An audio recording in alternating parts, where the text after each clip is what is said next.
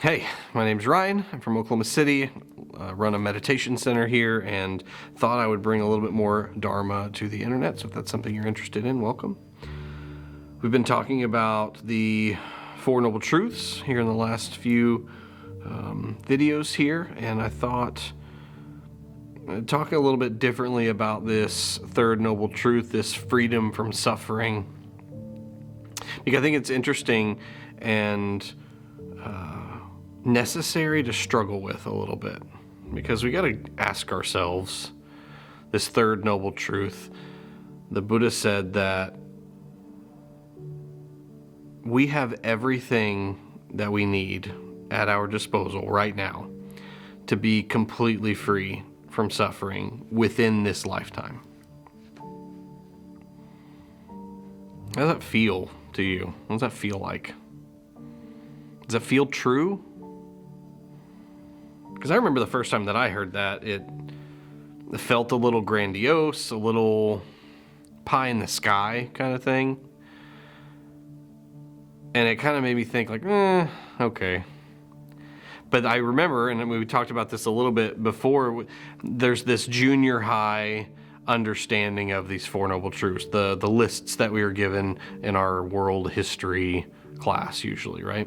And the third one is, freedom from suffering is possible. It sounds unobtainable, unrealistic maybe, until you start thinking about the other noble truths. Let's go back. Number one, suffering exists. And suffering is different from pain. And so the Buddha is not talking about the end of pain. Okay.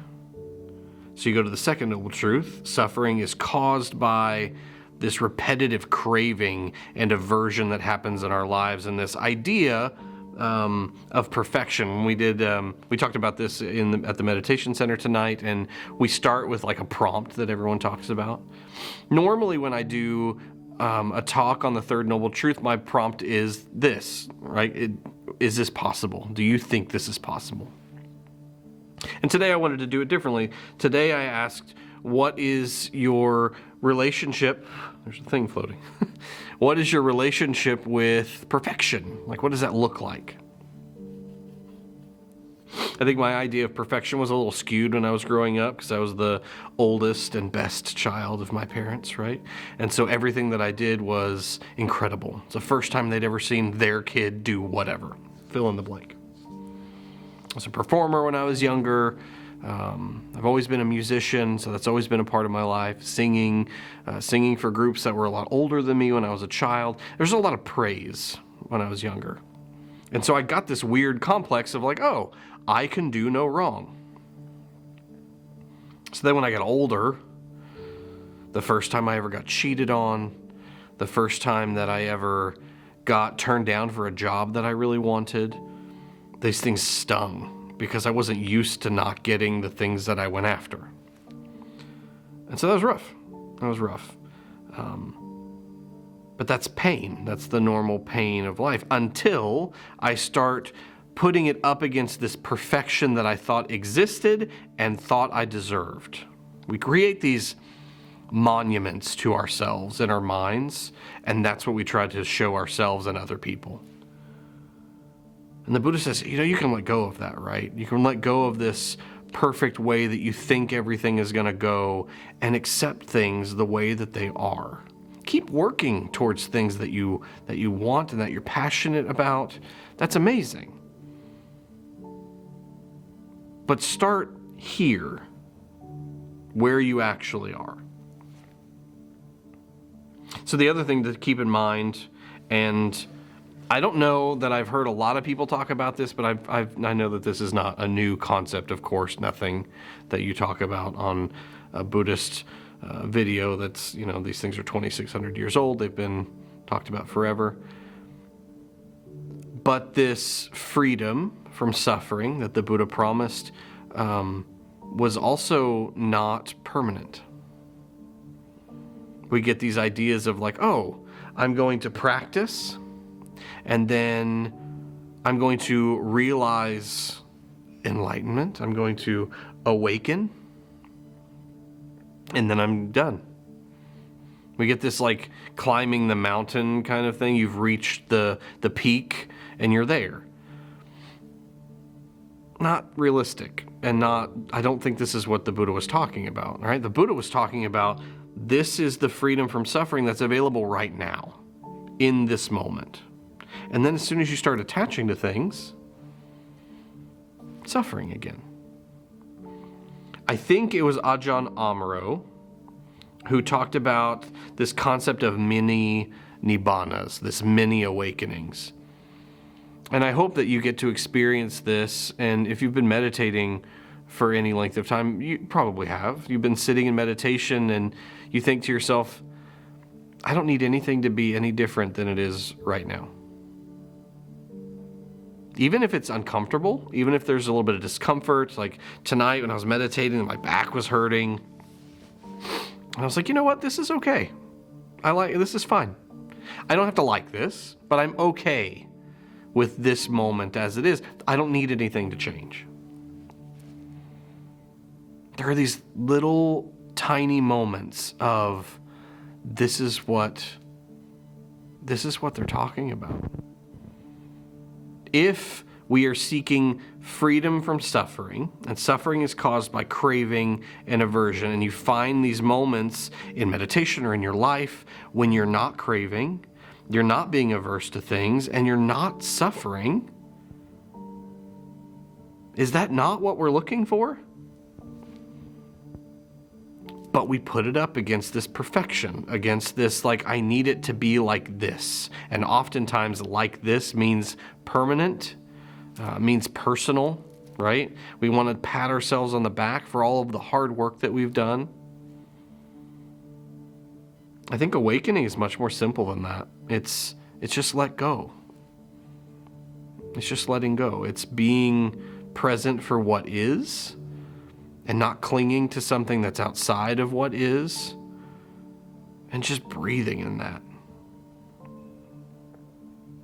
I know that can be disappointing, especially for people that think that it's a mountaintop situation. And I don't know necessarily where that came from, because even the story of the Buddha is not like that. The Buddha sits down, he walks, he sits down, he walks, he gets awakened underneath the Bodhi tree, goes back and tells his homies. And at some point, Mara, which is this like personification of all of the greed, hatred, and delusion, all of these things that happen when he's trying to become enlightened, like the devil figure in Buddhism, he comes back. And he comes back a number of times that are written down. But the difference being, each time he does come, the Buddha says, oh, yeah, I see you, Mara. I see through this little charade. I see through this loop that I've gotten myself into in the past of, I'm going to attach to this. This is going to make me happy. This is all about me. This is permanent. I see that. I get it now. And so I'm not going to suffer as much about these things. And so while I say that the freedom from suffering is not permanent, I'll also say this. Over the last 17 years of practice, I suffer so much less than I used to. And when I do suffer, I suffer for a shorter amount of time because I can see it, right? That's the first noble truth. I said this earlier tonight, know thy suffering. That's the first job that you have. The first noble truth. Know the suffering that you experience. Because if you don't understand what's going on, then you're never going to get away from it. But the more that you understand and the more that you can kind of link it to the craving and aversion that you're experiencing, that you are actively participating in, the easier it is to let go of. So I'm interested to hear what you think. Like, does that land for you? Does that make sense? Do I sound crazy or blasphemous, whichever? Because I think this makes the path, the teachings, way more relatable than I thought they were at the beginning.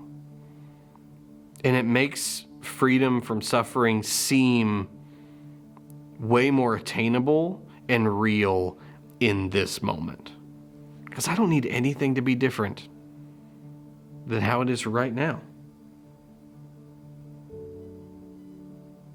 It's much more simple to just practice gratitude for what is right now, in this moment.